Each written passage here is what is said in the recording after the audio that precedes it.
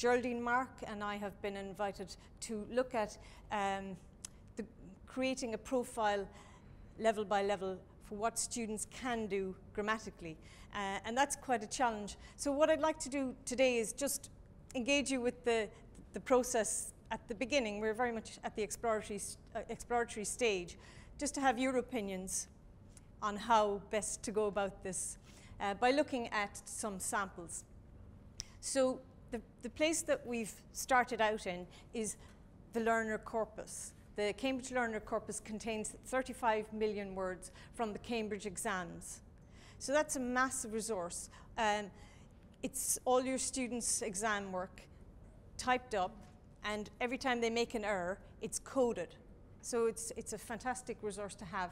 It entails 135,000 exam scripts from 130 different languages, 190 different countries. So this is where we start. Now there are other places we're going to have to look at as well. This is just written data. So it's just exam data, for example. But it's tied to a level. So we can look at A1 students, A2 students, B1 students, B2 students, etc., and see, well, what errors are they making? And that will tell us something. But will it tell us everything? That's what I'd like to hear your opinion on. So if I go to the corpus, this is what comes up on the screen. If I put in a simple search for make, I get screens and screens of examples. So here's just a screenshot of one of the sequences of errors where people have used do when they should have used make. Or maybe it's the other way around. So for example, you can see one line is highlighted in blue. That line there. They have to make a lot of sports, stroke, be very fit. There are a number of errors there. But the student has said make, or has said do when they should have, or do when they should have said make, etc. But if you look here at the top, it tells me, I'll just make that larger. It tells me that was in first certificate. It was in France. It was B2. It was 1993. And the first language was French. Okay, so for every individual error, it can trace it back to who made it, their first language, their level, and so on. So you can see the potential of this resource in trying to establish the typical errors that students make, or the typical competencies or can-dos at the different levels. So let's go back to these errors with make and do. So this is just a close-up, again, of make versus do. And just to give you another example of how this resource can help, if you look at the patterns here, we see a lot of things to do, errors to do with doing sport. Instead of saying to do sports, students saying to make sports. See all of these? So the corpus, because it brings all these things together, it makes you see these patterns. So from the perspective of somebody writing materials, this is useful information. Oh, students seem to have a problem with this, make sports versus do sports.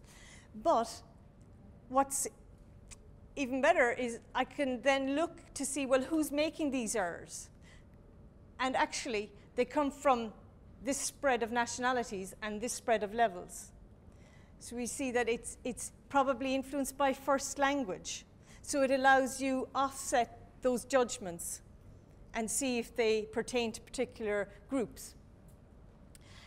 Still with make and do, further down the screen, I came across a cluster of make a product demonstration as an error. And again, I thought, oh, I wouldn't have expected that. So I looked to see who's making that error. And it's all relates to the Business English certificate exam. And it's a very popular exam in Switzerland. So you see, again, there's a kind of a skewing there that you can offset by making sure that you take a very careful look at all of the results. Now, what we can also do is look then across all of the levels to see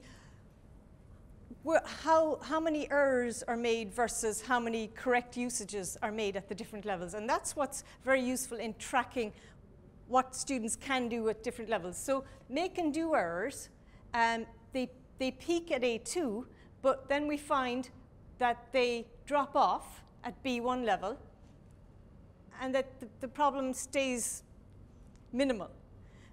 But as you can see, there's a crisis point here at A2, and we find that things seem to be okay at B1. Now, John Hawkins has coined the term criterial. He would say that being able to use make correctly or do correctly, it's criterial at B1 level. So it's a fingerprint of what a learner can do at that level. I'm going to give you some more examples of that notion of looking at tracking the errors across the levels and then trying to decide at what point do you say students can do this. The other side that's very interesting for me is, well, should you also say at what point students should know this? Are you saying what they can do or what they should do? You know, that's another interesting debate. At what point do you say should or can?